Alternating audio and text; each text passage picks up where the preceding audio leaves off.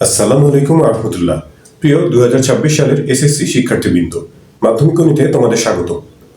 বন্ধুরা, টেস্ট পরীক্ষার পর তোমাদের গণিতের প্রস্তুতির পূর্ণতার জন্য দেশের স্বনামধন্য স্কুলগুলোর টেস্টের গণিত প্রশ্ন সমাধান করে দেখাচ্ছি। আজকের এই পর্বে মণিপুর উচ্চ বিদ্যালয় অ্যান্ড কলেজের বহুনির্বাচনী অভিক্ষা অর্থাৎ এমসিকিউ এর যে অংশটা আছে সেটা নিয়ে আলোচনা করব। এমসিকিউ অংশে এখানে প্রথমে যে প্রশ্নটা আছে খুবই সহজ। এ একটা সেট দেয়া আছে 1 2 3 4, এ সেটের উপাদানগুলো বলা হয়েছে এ এর প্রকৃত উপসেট কয়টি। এ সেটের উপাদান হচ্ছে 1 2 3 4 অর্থাৎ 4টি। তো 4টি যদি এ সেটের উপাদান হয় তাহলে এ সেটের উপসেট হবে হচ্ছে, উপসেট বের করার জন্য আমরা একটা সূত্র ব্যবহার করি যে 2 টু দ্য পাওয়ার n।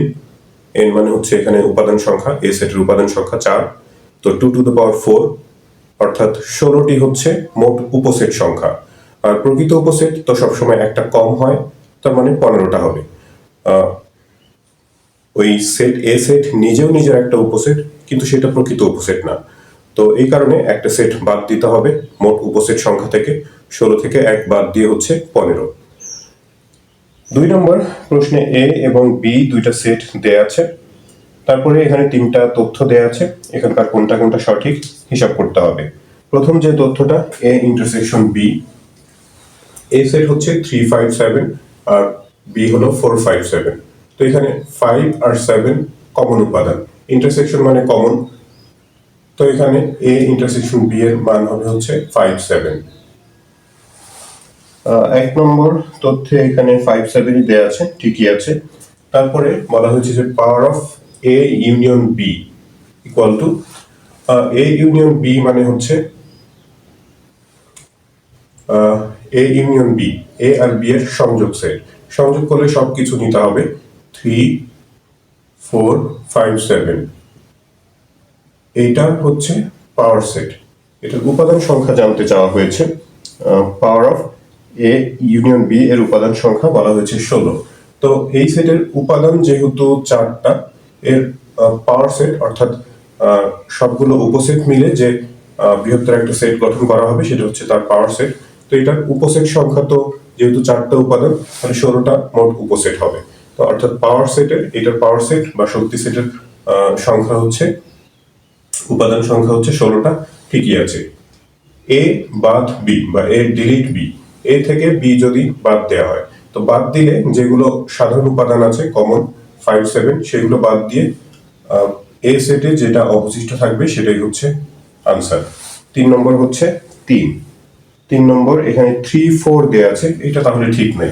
এখানকার 1 আর 2 এই দুইটা তথ্য সঠিক। 3 নম্বরে এরকম একটা ভেন চিত্র দেয়া আছে, চিত্রের গাঢ় অংশটি নিচের কোনটি নির্ণয় করো। এই যে এখানে এই গাঢ় অংশটা কোনটা, এইটা হচ্ছে এ সেট বৃত্তটা, আর এই বৃত্তটা হচ্ছে বি সেট। তাহলে গাঢ় অংশটা হচ্ছে কি, যে এই সম্পূর্ণ এ সেট থেকে বি এর অংশ যেটা আছে বা মাঝখানে যে অংশটা কমন সেই অংশটা বাদ, অর্থাৎ বি এর অংশটা বাদ দিলে হচ্ছে আমরা এই গাঢ় অংশটা পাবো। অর্থাৎ এটার মান হবে হচ্ছে এ বাদ বি। 3 নম্বর এটা। 4 নম্বরে a plus B is equal to 16 root দেয়া আছে অর্থাৎ 4, আর এ বি ইকুয়াল টু 1 দেয়া আছে, a মাইনাস বি হোল স্কয়ারের মান জানতে চাওয়া হয়েছে। a minus B whole square সূত্র অনুসিদ্ধান্ত জানি আমরা, a plus B whole square minus 4ab। a plus B এর মান হচ্ছে 4 square minus 4 into ab, ab মানে হলো 1। 4 4 16, 16 থেকে 4 কে 4 বাদ দিলে হচ্ছে 12। 4 নম্বরে আনসার 12। 5 নম্বর 1 বাই a এর মান দেয়া আছে 3 2 রুট 2 হলে a মাইনাস 1 বাই a সমান কত। 1 বাই a এর মান দেয়া আছে, আর আমাদের হচ্ছে a মাইনাস 1 বাই a বের করতে হবে। তো তার জন্য প্রথমে হচ্ছে a এর মানটা জানা দরকার। 1 বাই a এটাকে যদি আমরা উল্টিয়ে দেই তাহলে a পাবো, এ পাশে উল্টিয়ে দিলে হচ্ছে উপরে 1 হবে, আর 3 প্লাস 2 রুট 2 নিচে হবে। নিচের রুট ওভারটা উঠিয়ে দেওয়ার জন্য এই রাশির মাঝখানে বিপরীত চিহ্ন যুক্ত রাশি দিয়ে উপরে নিচে গুণ করতে হবে। সেটা আমি গুণ করে দেখাচ্ছি না, কারণ এরকম কাজ বহু করেছি। বহু আগের ভিডিওগুলো যারা ফলো করেছো বা নিয়মিত যারা অঙ্ক করো, আমার ভিডিও দেখেই শিখতে হবে এমন তো কোনো কথা নেই, নিশ্চয়ই তোমরা শিখেছো আগে। তো এই ধরনের কাজ বহু করেছো তৃতীয় অধ্যায়ে, বিশেষ করে যখন এই দুইটা পদের স্কোয়ারের পার্থক্য 1 হয়। 3-এর স্কোয়ার হচ্ছে 9, আর 2√2 স্কোয়ার করলে 8 হয়। তো 9 আর 8 পার্থক্য তো একই আছে। যখন এদের পার্থক্য 1 হয় তখন এই যে বিপরীত রাশি বের করতে গেলে a এর বিপরীত রাশি অথবা 1/a এর বিপরীত রাশি হচ্ছে a, বিপরীত রাশিটার মান বের করতে গেলে শুধু চিহ্নটা পরিবর্তন করে দিলেই হয়, মাঝখানে চিহ্নটা। অর্থাৎ এই ক্ষেত্রে এটার মান হবে হচ্ছে, যেহেতু এমসিকিউ তাই এটা সংক্ষেপ হিসাব করলাম, সংক্ষেপে বলে দিলাম। অঙ্ক হলে যদি সমাধান করে দেখাতে হতো তখন তো আর এরকম সরাসরি লেখা যেত না। এটা হবে 3 মাইনাস 2√2। আমাদের বের করতে হবে হচ্ছে a মাইনাস 1/a এর মান। এর মান বের করলাম 3 মাইনাস 2√2, এরপরে মাইনাস 3 প্লাস 2√2 1/a এর মান, কিন্তু সামনে মাইনাসের কারণে চিহ্ন পরিবর্তন হয়ে মাইনাস 2√2 হবে। তাহলে এই -3 + 3 কাটা যাবে, আর এই দুইটা পদই ঋণাত্মক, তাহলে মাইনাস হয়ে 2 2 4√2, 4√2, -4√2। 5 নম্বর প্রথম অপশনেই আছে সেটা, ক নম্বরে। 6 নম্বর বলা হয়েছে নিচের কোনটি 2p² - p - 1 এর একটি উৎপাদক। এটা তাহলে উৎপাদকে বিশ্লেষণ করে দেখতে হবে। p² রাশিটা হচ্ছে 2p² - p - 1, 2p² - p - 1। দুই পাশে গুণ করলে মিল টার্ম এর মাধ্যমে উৎপাদকে বিশ্লেষণ করা যায়। দুই পাশে গুণ করলে হচ্ছে 2p² মাইনাস হয়, আমরা 2 আর 1 নিয়ে মাঝখানে ভাঙতে পারি, 2p + p + 1। প্রথম দুইটা পদ থেকে 2p কমন নিলে পাওয়া যাবে p - 1, আর তারপরে 1 কমন নিয়ে, আচ্ছা এখানে তো মাইনাস ছিল, 1 কমন নিয়েও p - 1 হবে। পরবর্তীতে p - 1 যদি কমন নেই তাহলে আরেকটা উৎপাদক পাওয়া যাবে 2p + 1। দুইটা উৎপাদক, একটা p - 1 আর একটা 2p + 1। এখানে বলা হয়েছে যে একটি উৎপাদক কোনটা। p - 1 গ নম্বর অপশনে আছে, 2p + 1 কোথাও দেওয়া নেই, তো p - 1 এটাই হচ্ছে একটা উৎপাদক, গ নম্বর অপশনটা সঠিক। 7 নম্বর বলা হচ্ছে 5% হার মুনাফায় 1500 টাকা 3 বছরের সরল মুনাফা কত। সরল মুনাফা সূত্র জানি আমরা, I = PNR। সরল মুনাফা আয় বের করতে হবে। p হচ্ছে এখানে 1500 টাকা, সময় হচ্ছে 3 বছর অর্থাৎ n এর মান, আর r হচ্ছে 5% অর্থাৎ 5/100। পার্সেন্ট মানে হচ্ছে নিচে 100। তো এই 100 এর দুইটা শূন্যের সাথে 1500 এর দুইটা শূন্য কেটে দিলাম, 3 × 5 = 15, 15 আর 15 গুণ করলে 225। তাহলে সরল মুনাফা হবে হচ্ছে 225 টাকা, ক নম্বর অপশনে আছে সেটা। 8 নম্বর প্রশ্নে p² - 1 √5p দেয়া আছে, আর বলা হয়েছে p > 0। এরপর এখানে তিনটা তথ্য আছে, এখানকার সঠিক তথ্য কোনটা কোনটা সেটা হিসাব করে বের করতে হবে। এই ধরনের প্রশ্নগুলো সাধারণত একটু সময় নেয়, মানে একটা প্রশ্নের মধ্যে আসলে 3টা অঙ্ক থাকে, এমসিকিউ হিসাবে বেশ সময় সাপেক্ষ ব্যাপার হয়ে যায়। তবে সব এমসিকিউতে তো আর বেশি সময় প্রয়োজন হয় না, কোনোটাতে একটু বেশি লাগে সময়, কোনোটা আবার কেবল প্রশ্নটা পড়েই আনসার করা যায়। তো সব মিলিয়ে গড়ে আমরা 1 মিনিট করে সময় পাই। 8 নম্বর যেটা দেয়া আছে p² - 1 √5p, এই মানটা দেয়া আছে। প্রথমে p + 1/p বলা হয়েছে, তারপরে p - 1/p এর মানও আছে। 2 নম্বর আমরা এখান থেকে p দিয়ে যদি ভাগ করি উভয় পক্ষকে, তাহলে p² কে p দিয়ে ভাগ করলে p, 1 কে ভাগ করলে 1/p, আর এই পাশে হবে √5। তাহলে p - 1/p এর মান পেয়ে গেছি, সেটা হচ্ছে √5। তার মানে হচ্ছে 2 নম্বর তথ্যটা ঠিক আছে। 1 নম্বরে p + 1/p এর কথা বলা হয়েছে। এখান থেকে যদি আমরা p + 1/p বের করতে চাই, আমরা একটা সূত্র ব্যবহার করব, p + 1/p² হচ্ছে p - 1/p² + 4ab। A B মানে পি ইন্টু 1/p, সেগুলো কাটা যাবে, সেটা আর লিখলাম না। P minus 1/p √5 square plus 4, √5 square করলে 5, 5 আর 4 9। এটা পি প্লাস 1/p এর মান। তাহলে স্কোয়ারের মান, স্কোয়ারটা যদি সরিয়ে দিই, ডান পাশে 9 এর বর্গমূল করে 3 হবে। প্লাস মাইনাস হওয়ার কথা, কিন্তু মাইনাস গ্রহণযোগ্য হবে না, কারণ প্রশ্নে পি এর মান গ্রেটার দেন 0 এরকম একটা শর্ত দেয়া আছে। আর হচ্ছে 3 নম্বরে অপশনে আছে, 1 নম্বর তথ্যটা তাহলে সঠিক। 3 নম্বরে আছে যে P square plus 1/p square is equal to 7। P square plus 1/p square মান যদি বের করতে চাই, P square plus 1/p square equal to হচ্ছে a plus B whole square minus 2ab, ab কাটা যাবে। পি প্লাস 1/p এর মানে যে বের করা হয়েছে 3 স্কোয়ার মাইনাস 2, 3 3 9 থেকে 2 বাদ দিলে 7। তাহলে 3 নম্বর অপশন 7 হওয়ার কথা, 7ই আছে, অর্থাৎ 3 নম্বর তথ্য যেটা দেওয়া আছে সেটাও সঠিক। 9 নম্বর বলা হয়েছে দুইটি কর্ণের দৈর্ঘ্য দেওয়া থাকলে নিচের কোনটি আঁকা সম্ভব। দুইটা কর্ণের দৈর্ঘ্য দেওয়া থাকলে রম্বস আঁকা সম্ভব, কারণ রম্বসের কর্ণদ্বয় পরস্পরকে সমকোণে সমদ্বিখণ্ডিত করে। দুইটা কর্ণ দেওয়া থাকলে সেগুলোর সমদ্বিখণ্ডিত অংশ তো পাওয়া যাবে, আর মাঝখানে যেহেতু কোণ সমকোণ তৈরি হয়, তো কোণের কথা না দেয়া থাকলে সেটা আমরা জানি, তো সেই কারণে রম্বস আঁকা সম্ভব শুধু দুইটা কর্ণ দেয়া থাকলে। 10 নম্বর, চিত্রের ও কেন্দ্র বিশিষ্ট বৃত্তে পি কিউ আর এর সম্পূরক কোণ কত। একটা বৃত্তের চিত্র দেয়া আছে 10 নম্বরে, একটু এঁকে দেখার চেষ্টা করি। একটা বৃত্ত, বৃত্তের ভেতরে আবার একটা ত্রিভুজ আছে, ও কেন্দ্র বিশিষ্ট বৃত্ত বলা হয়েছে। এই কেন্দ্রগামী একটা জ্যা অর্থাৎ ব্যাস, তার সাথে এইভাবে যুক্ত করে একটা ত্রিভুজ, এটা হচ্ছে পি কিউ আর। এখানে কোণগুলো একটা এক্স ডিগ্রি আর একটা 5x ডিগ্রি দেয়া আছে, এটা হচ্ছে এক্স ডিগ্রি আর এটা বলা হয়েছে 5x ডিগ্রি। প্রশ্নটা হচ্ছে পি কিউ আর এর সম্পূরক কোণ কত। পি কিউ আর, এই 5x, এই কোণ, এর সম্পূরক কোণ কত। এখন সম্পূরক কোণ মানে হচ্ছে 180 ডিগ্রি থেকে এই 5x টা মাইনাস করলে যে কোণটা পাওয়া যায়, আমাদের x এর মানটা জানা দরকার। এখানে পি আর কিউ, এই যে এই কোণ যেটা দেওয়া আছে এটা হচ্ছে সমকোণ হবে, কারণ এটা হচ্ছে অর্ধবৃত্তস্থ কোণ।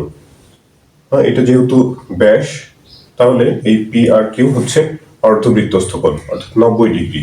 তো তাহলে বাকি যে দুইটা কোণ আছে x আর 5x দিয়ে সূচিত করা আছে, সেই দুইটা মিলে আরো 90 ডিগ্রি হওয়ার কথা। x plus 5x equal to 9x, 90, যোগ করলে 6x equal to 90, তার মানে x equal to 90 কে 6 দিয়ে ভাগ, 6 15 90, একটু সংক্ষেপ হিসাব করলাম, x হচ্ছে 15, তার মানে যে 5x এর মান 5 গুণ 15, 5 15 75 ডিগ্রি। আমাদের বের করতে হবে এটার সম্পূরক কোণ। সম্পূরক কোণ বললে 180 ডিগ্রি থেকে সেই কোণটা বিয়োগ করতে হবে, কারণ দুইটা কোণের সমষ্টি 180 ডিগ্রি হলে তাদেরকে পরস্পরের সম্পূরক কোণ বলে। 180 থেকে 75 বাদ দিলে পাওয়া যাবে হচ্ছে 105 ডিগ্রি। 10 নম্বর প্রশ্নের উত্তর তাহলে 105 ডিগ্রি। 11 নম্বর বলা হচ্ছে বর্গে অন্তর্লিখিত বৃত্তের স্পর্শকের সংখ্যা কত। বর্গের মধ্যে যদি আমরা একটা বৃত্ত আঁকি, একটা বর্গ, এর মধ্যে যদি একটা বৃত্ত আঁকার চেষ্টা করি, তাহলে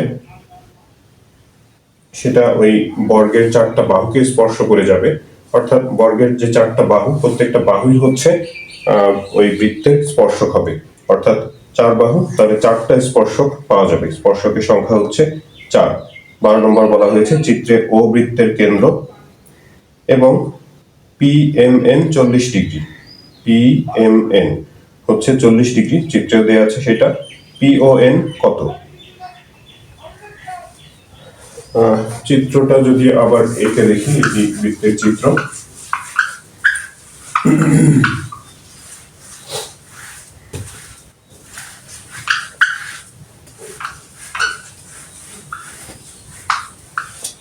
বারো নম্বর,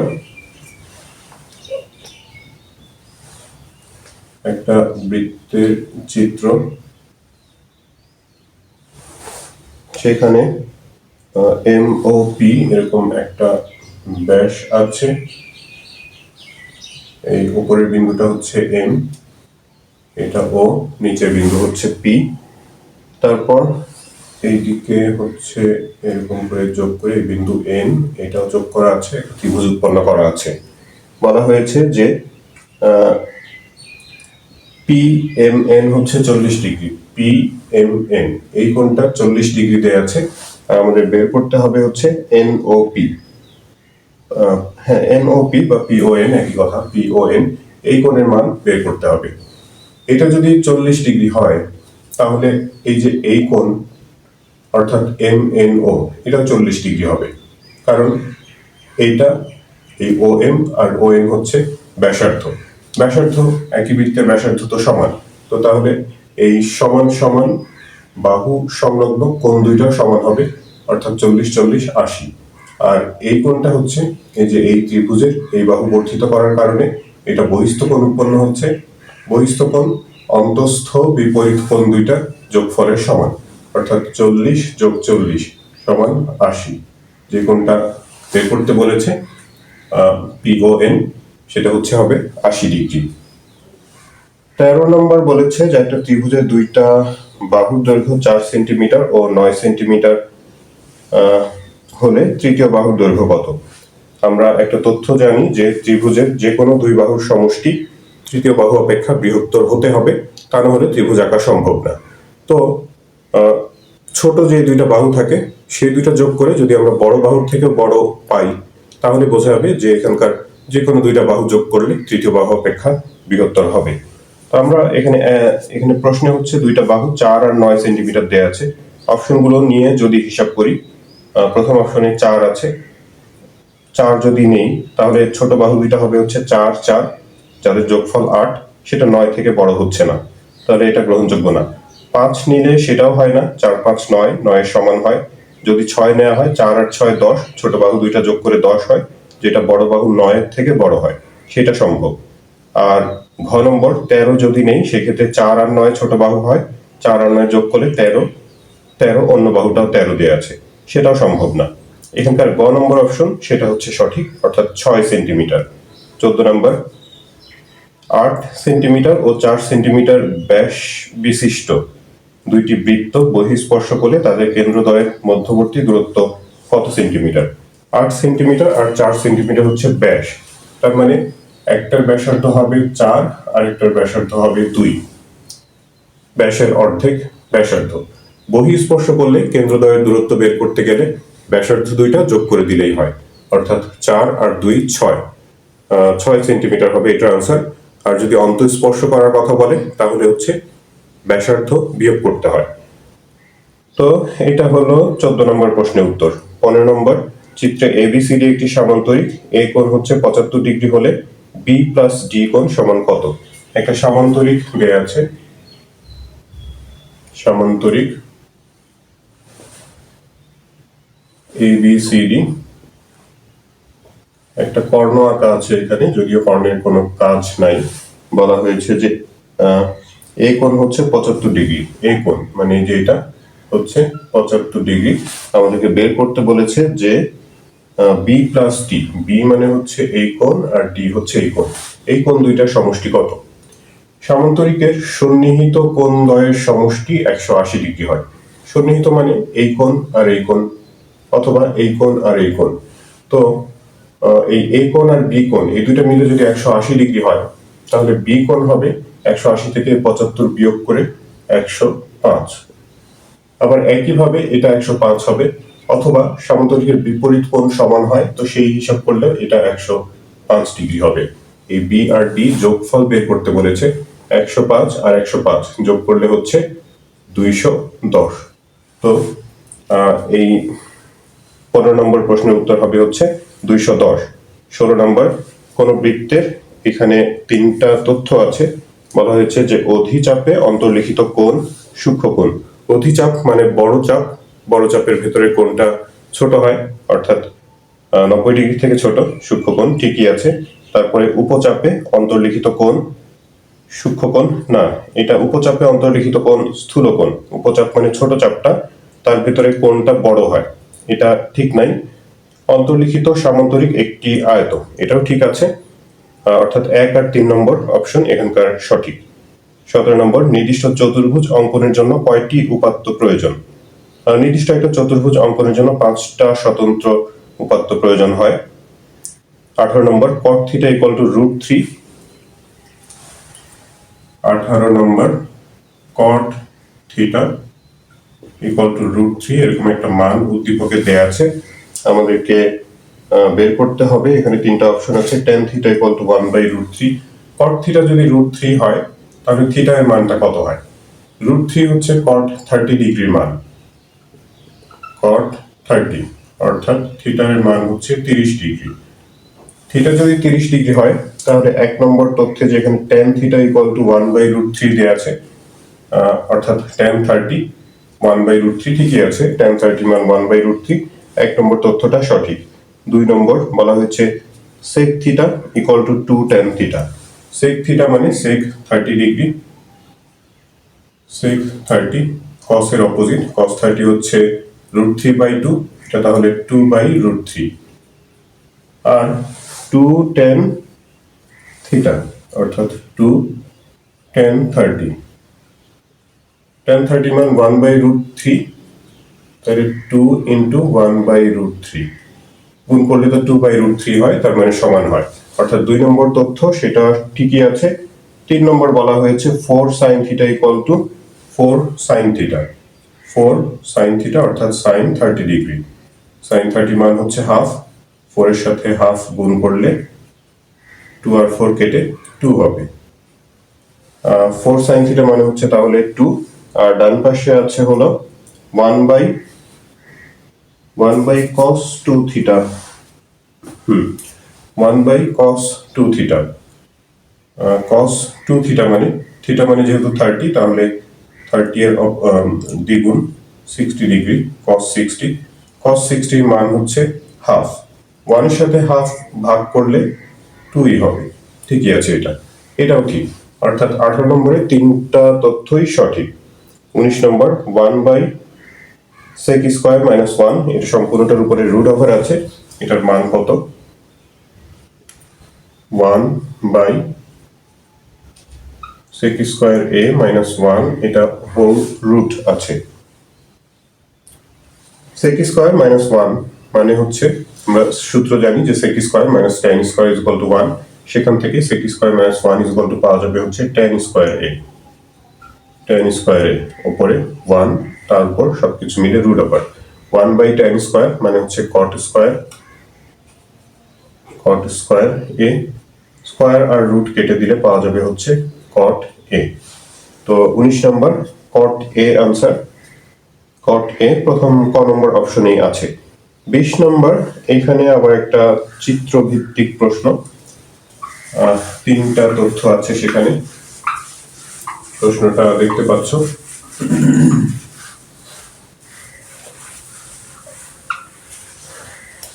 একটা সমকোণী ত্রিভুজ দেয়া আছে এইরকম, সমকোণী ত্রিভুজ, এই কোণটা থিটা দিয়ে চিহ্নিত করা আছে, ত্রিভুজটার নাম হচ্ছে MNO। আরো আছে হচ্ছে এই বাহুটা 1, এটা হলো √3, এই সমস্ত তথ্য দেয়া আছে, বলা হয়েছে চিত্রে থিটা = 30 ডিগ্রি। 20 নম্বর প্রশ্নের সমাধান করছি। থিটা = 30 ডিগ্রি বলা হয়েছে, দেখো এখানে থিটা কোণের সাপেক্ষে এটা লম্ব ভূমি, লম্ব বাই ভূমি আমরা জানি যে tan এর মান, tan লম্ব বাই ভূমি অর্থাৎ 1/√3, 1/√3 tan 30 ডিগ্রি মান, অর্থাৎ থিটা এর মান 30 ডিগ্রি, ঠিকই আছে সেটা। 1 নম্বর তথ্যটা ঠিকই আছে। 2 নম্বর বলা হয়েছে যে cos θ = √3/2। থিটা যদি 30 ডিগ্রি হয় তাহলে cos θ অর্থাৎ cos 30 ডিগ্রি, cos 30 মান √3/2, ঠিকই আছে সেটা। সেটা ইচ্ছা করলে তোমরা সমকোণী ত্রিভুজের অতিভুজটা নির্ণয় করে করতে পারো, অতিভুজ পিথাগোরাসের সূত্র ব্যবহার করে অতিভুজটা বের করলে সেটা দেখা যাবে যে 2 হবে, তাহলে cos এর মান ভূমি বাই অতিভুজ √3/2, অথবা যেহেতু এটা পরিচিত কোণ 30 ডিগ্রি, 30 ডিগ্রি কোণের মান তো আমাদের মুখস্থ থাকার কথা, তো cos 30 মান এটা মুখস্থ লিখে দিলে হয়ে গেল। আর তৃতীয়ত 1 প্লাস tan স্কয়ার থিটা বলা হয়েছে, তার মানে 1 প্লাস tan স্কয়ার থিটা অর্থাৎ tan স্কয়ার 30 ডিগ্রি। tan 30 মান হচ্ছে 1/√3, 1/√3 স্কয়ার করলে হবে 1/3, আর যোগ করে লসাগু 3, 3 অক্ষে 3 আর 1 4, 4/3। 20 নম্বরে 3 4/3 আছে। তো এখানকারও দেখা যাচ্ছে তিনটা তথ্যই সঠিক। তারপর 21 নম্বর প্রশ্ন, একটা দ্রব্য 20% ক্ষতিতে বিক্রয় করা হলে ক্রয় মূল্য ও বিক্রয় মূল্যের অনুপাত কোনটা? 20% ক্ষতিতে বিক্রি করা হয়েছে, অর্থাৎ দ্রব্যটার ক্রয় মূল্য যদি 100 টাকা হয়, সেটার বিক্রয় মূল্য 20% কম, অর্থাৎ 100 টাকাতে 20 টাকা কম, বিক্রয় মূল্য হবে হচ্ছে 80 টাকা। বের করতে হবে ক্রয় মূল্য আর বিক্রয় মূল্যের অনুপাত। এখানে ক্রয় মূল্যই আগে বলা হয়েছে, তো এটা খেয়াল রাখতে হবে যে মূল্যটা আগে সেটা অনুপাতের সময় সেই রাশিটা আগেই লিখতে হবে। এটাকে 20 দিয়ে ভাগ করলে 5 20 100 আর 4 20 80, 5:4 ক্রয় মূল্য আর বিক্রয় মূল্যের অনুপাত। 22 নম্বর 3m plus n divided by n minus m is equal to 9 এরকম একটা সমীকরণ দেয়া আছে। m:n অর্থাৎ m আর n এর অনুপাত বের করতে হবে। এটাকে আমরা r গুণন করে তারপরে হচ্ছে সমাধানটা করব। 22 নম্বর যে সমীকরণটা দেয়া আছে 3m plus n divided by n minus m equal to হচ্ছে 9। এই সমীকরণটা দেয়া আছে আর m:n বের করতে হবে। আমরা যদি r গুণন করে দেই 3m plus n, এর পাশে নিচে তো কিছু নাই, মানে 1 এর সাথে 3m plus n গুণ করে এটাই হবে, আর 9টা এই যে n minus m এর সাথে গুণ হয়ে 9n minus 9m, m যুক্ত পদগুলো এক পাশে নিয়ে আসি, 9m এর পাশে এসে যোগ হয়ে যাবে, 3 আর 9 12, 12m, আর 9n এই nটা ডান পাশে গিয়ে বিয়োগ হয়ে যাবে হচ্ছে 8n। আমাদের m:n বের করতে হবে। mটাকে এই পাশে রেখে n বাম দিকে আনলে ভাগ হবে, আবার 8 এই পাশে রেখে 12 এই পাশে আনলে ভাগ হবে। এটাকে কেটে আমরা লিখতে পারবো 4 দুগুণা 8, 3 4 12, 2/3 4 দিয়ে কাটাকাটি করে, অর্থাৎ m:n ইকুয়াল টু হচ্ছে 2:3। তো এই হচ্ছে 22 নম্বর এমসিকিউটার আনসার। শিক্ষার্থী বন্ধুরা, 22 পর্যন্ত বহু নির্বাচনী প্রশ্ন এখানকার সমাধান হয়েছে। এবারে পরের প্রশ্নটা 23 নম্বর। 23 নম্বর প্রশ্নে আছে যে একটা বর্গের কর্ণের দৈর্ঘ্য 6√2 মিটার হলে এর ক্ষেত্রফল কত বর্গ মিটার? বর্গের কর্ণের দৈর্ঘ্য দেয়া আছে, বর্গের একটা বাহু যদি আমরা a ধরে নিই, তাহলে বর্গের কর্ণের দৈর্ঘ্য √2a বা a√2 সূত্র জানি আমরা, পিথাগোরাসের সূত্র ব্যবহার করে এটা বের করা যায়। এই কর্ণের দৈর্ঘ্য সেটা দেয়া আছে হলো 6√2, অর্থাৎ a√2 এর মান দেয়া আছে 6√2। তাহলে দুই পাশ থেকে √2 দিয়ে ভাগ করলে আমরা a এর মান পাবো হচ্ছে 6। আমাদের বের করতে হবে এই বর্গের ক্ষেত্রফল। বর্গের ক্ষেত্রফল a স্কয়ার, তার মানে হচ্ছে 6 স্কয়ার অর্থাৎ 36, যেহেতু এখানে মিটার একক দেয়া ছিল কর্ণের দৈর্ঘ্য, তাহলে এটা হবে বর্গ মিটার। 23 নম্বর। 24 নম্বর, 3 সেন্টিমিটার ধার বিশিষ্ট ঘনক মানে হচ্ছে যেটার দৈর্ঘ্য প্রস্থ উচ্চতা সবকিছু সমান, তার একটা ধার বা একটা বাহুর দৈর্ঘ্য দেয়া আছে হলো 3 সেন্টিমিটার, বলা হয়েছে আয়তন 27 ঘন সেন্টিমিটার, কর্ণের দৈর্ঘ্য 3√3 সেন্টিমিটার, সম্পূর্ণ তলের ক্ষেত্রফল 54 বর্গ সেন্টিমিটার। আয়তন বের করতে আয়তন দেয়া আছে a3, ঘনকের আয়তনের সূত্র a3 অর্থাৎ 3 এর কিউব করলে 27 ঘন সেন্টিমিটার হবে। 1 নম্বর তথ্য সঠিকই আছে তাহলে। তারপর a√3 হচ্ছে কর্ণের দৈর্ঘ্য, তার মানে এর মান যেহেতু 3√3 এটাও ঠিক আছে 2 নম্বর তথ্যটা। আর সমগ্র তলের ক্ষেত্রফল 6a² সূত্র জানি আমরা, এর মান যেহেতু 3 স্কয়ার করলে হচ্ছে 9 আর 6 গুণ করলে 6 9 54 ক্ষেত্রফল যেহেতু এটা বর্গ সেন্টিমিটার। এটাও তাহলে ঠিক আছে, অর্থাৎ 24-এর 3টা তথ্য সঠিক। 25 নম্বরেও এই ধরনের একটা প্রশ্ন। একটা সমবৃত্ত ভূমিক বেলনের উচ্চতা 2 মিটার, ভূমির ব্যাসার্ধ 1 মিটার হলে এর বক্রতলের ক্ষেত্রফল, আয়তন এবং ভূমির ক্ষেত্রফলের কথা বলা হয়েছে 3টা তথ্যে। সমবৃত্ত ভূমিক সিলিন্ডার যার উচ্চতা হচ্ছে 2 মিটার, ভূমির ব্যাসার্ধ হচ্ছে 1 মিটার, তাহলে এর বক্রতলের ক্ষেত্রফল, চারপাশের যে তলটা থাকে সেটা হচ্ছে বক্রতল, সেটা সূত্র হচ্ছে 2πr/h। অপশনে পাই রেখে দেওয়া হয়েছে, পাই এর মান হিসাব করার প্রয়োজন নাই। আর এর মান হচ্ছে 1, h এর মান 2, তো 2π, আর হচ্ছে 1, h হচ্ছে 2, 2 দুগুণা 4, 4 4, 4π। তো 1 নম্বর 3π বর্গমিটার দেওয়া আছে বক্রতলের ক্ষেত্রফল, সেটা ঠিক নাই। 1 নম্বর যেটা দেওয়া আছে সেটা ভুল দেওয়া আছে। তারপর 2 নম্বর আয়তন দেওয়া আছে 2π ঘনমিটার। আয়তনের যদি হিসাব করি, আয়তনের সূত্র হচ্ছে পাই আর স্কয়ার এইচ, সিলিন্ডারের আয়তন। পাই রেখে দিলাম, আর হচ্ছে 1 স্কয়ার ইন্টু 2, 1 স্কয়ার করলে 1ই হবে, 2 অক্ষে 2, 2π। 2 নম্বরে 2π ঘনমিটার দেওয়া আছে, ঠিকই আছে। তাহলে ভূমির ক্ষেত্রফল হচ্ছে পাই বর্গমিটার। সিলিন্ডারের ভূমিটা বৃত্তাকার, তো বৃত্তের ক্ষেত্রফল পাই আর স্কয়ার, পাই হচ্ছে পাই আর আর স্কয়ার মানে 1 স্কয়ার, 1 স্কয়ার তো 1ই হবে, অর্থাৎ শুধু পাই, অর্থাৎ 3 নম্বর তথ্য সঠিক আছে। আর 26 নম্বর বলেছে যে সুষম পঞ্চভুজের একটি শীর্ষকোণ কত ডিগ্রি। বহুভুজের শীর্ষকোণ বের করার একটা সূত্র আছে, 180 - 360/n। n মানে হচ্ছে বাহু সংখ্যা, যেহেতু সুষম পঞ্চভুজ বলেছে, অর্থাৎ n এর মান হচ্ছে এখানে 5, n হলো 5। 360 কে 5 দিয়ে যদি ভাগ করি, 360/5, তাহলে 360/5, তাহলে পাবো হচ্ছে 72।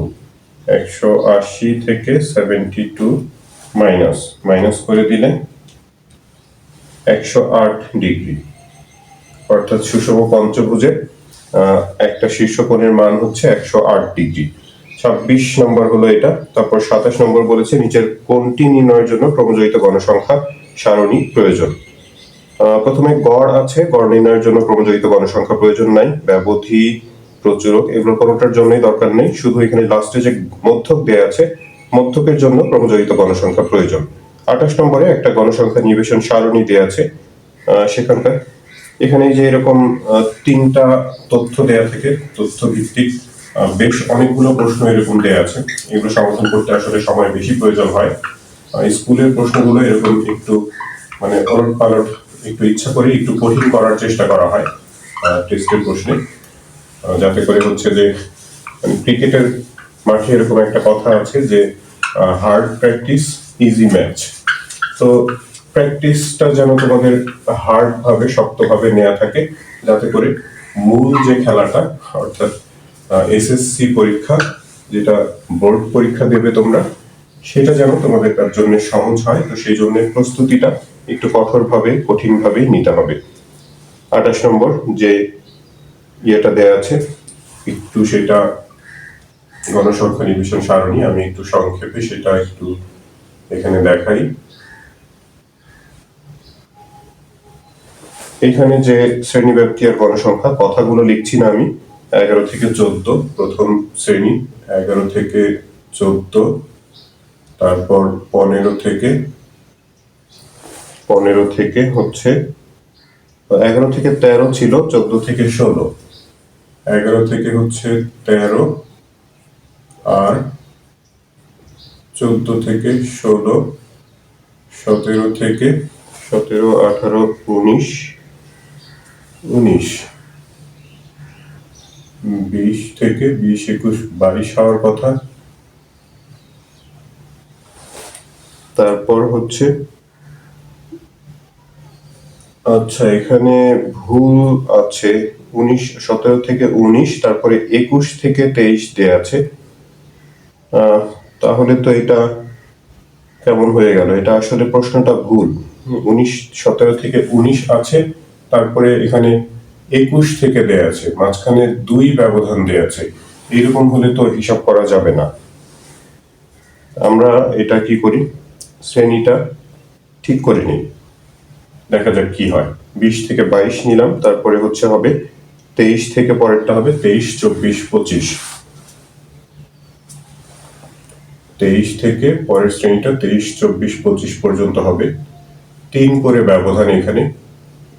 যে গণসংখ্যাগুলো আছে 2, 5, 6, 2, 5, 6 আর হচ্ছে 4, 3। প্রথম তথ্যে আছে প্রচুরক শ্রেণী হচ্ছে 17 থেকে 19। সবচেয়ে বেশি গণসংখ্যা যেখানে থাকে সেটা হচ্ছে প্রচুরক শ্রেণী 6। তো এটা প্রচুরক শ্রেণী 17 থেকে 19, 1 নম্বর তথ্যটা ঠিকই আছে। মধ্যক নির্ণয়ের ক্ষেত্রে f(c)=7। মধ্যক নির্ণয় করতে গেলে ক্রমজয়িত গণসংখ্যার প্রয়োজন হয়। একটুখানি ক্রমজয়িত গণসংখ্যাটা আমরা হিসাব করে দেখি। প্রথম শ্রেণীতে 2, তারপরে 2, 5, 7, 7, 6, 13, 13 আর 4, 17, 17 আর 3 হচ্ছে 20। মোট গণসংখ্যা 20। তাহলে n/2 এর মান হবে হচ্ছে 20/2 অর্থাৎ 10। 10তম পদটা হচ্ছে মধ্য। 10তম পদ এই যে 7 পর থেকে 13 পর্যন্ত এখানে, অর্থাৎ এটা হচ্ছে মধ্যক শ্রেণী। ওই প্রচুরক শ্রেণী আর মধ্যক শ্রেণী এখানে একই, বেশিরভাগ সময় একই হয়, কিন্তু কখনো কখনো সেটা এক নাও হতে পারে। তো এটা যদি মধ্যক শ্রেণী হয়, fc মানে হচ্ছে মধ্যক শ্রেণীর আগের শ্রেণীর ক্রমজয়িত গণসংখ্যা। এই যে এটা হচ্ছে fc এর মান 7। এখানে 7ই দেয়া আছে, তাহলে ঠিকই আছে। প্রচুরক নির্ণয়ের ক্ষেত্রে f1/f1 plus f2 equal to 1/3 বলা হয়েছে। f1/f1 plus f2। f1 হচ্ছে প্রচুরক শ্রেণী আর তার আগের শ্রেণীর গণসংখ্যার পার্থক্য। 6 আর 5 পার্থক্য হচ্ছে 1। নিচে f1 এর মান 1 আর f2 হচ্ছে প্রচুরক শ্রেণী আর তার পরের শ্রেণীর গণসংখ্যার পার্থক্য। 6 আর 4 বিয়োগ করলে হচ্ছে 2 হবে। তো 2 আর 1 3, 1/3। এটাও ঠিক আছে, অর্থাৎ 28 নম্বরের 3টা তথ্যই সঠিক। তারপরে 29 নম্বর বলা হচ্ছে মধ্যক নির্ণয়ের fc দ্বারা কি বোঝায়। fc দ্বারা হচ্ছে যেমনটা একটু আগে বলছিলাম যে মধ্যক শ্রেণীর পূর্বের শ্রেণীর ক্রমজয়িত গণসংখ্যা। তো এখানে অপশনে যোজিত গণসংখ্যা বা ক্রমজয়িত গণসংখ্যা বলা আছে, কিন্তু পূর্বের শ্রেণী এরকম কোনো কথা অপশনে কোথাও দেয়া নেই। তো ক্রমজয়িত গণসংখ্যা আর কোনো অপশনে নেই। তো এই ক নম্বর এটাই হচ্ছে সর্বোচ্চ সঠিক তথ্য। উত্তর 29 এর ক নম্বর সেটাই হচ্ছে আনসার হবে। তাহলে নিচের কোনটি অবিচ্ছিন্ন চলক? অবিচ্ছিন্ন যেটাকে দশমিক ভগ্নাংশ রাখা যায়, পূর্ণ সংখ্যায় লেখা যায়, সেটা হচ্ছে অবিচ্ছিন্ন চলক। এখানে জনসংখ্যা, শিক্ষার্থী সংখ্যা, এগুলো তো মানুষ, এগুলো তো ভগ্নাংশ হতে পারে না। জন্ম সালও একটা পূর্ণ সংখ্যা, কিন্তু বয়স সেটা ভগ্নাংশ হতে পারে। তো সেই কারণে গ নম্বর অপশন বয়স এটাই হচ্ছে অবিচ্ছিন্ন চলক। তো শিক্ষার্থী বন্ধুরা, এই ছিল মণিপুর উচ্চ বিদ্যালয় এন্ড কলেজে বহু নির্বাচনী অভিক্ষা নিয়ে আলোচনা। এই ভিডিও থেকে তোমরা উপকৃত হয়ে থাকলে চ্যানেলটি সাবস্ক্রাইব করার এবং বন্ধুদের সাথে শেয়ার করার অনুরোধ জানাচ্ছি। তোমরা সবাই ভালো থাকবে, প্রার্থনা তোমাদের সবার জন্য। আল্লাহ হাফেজ।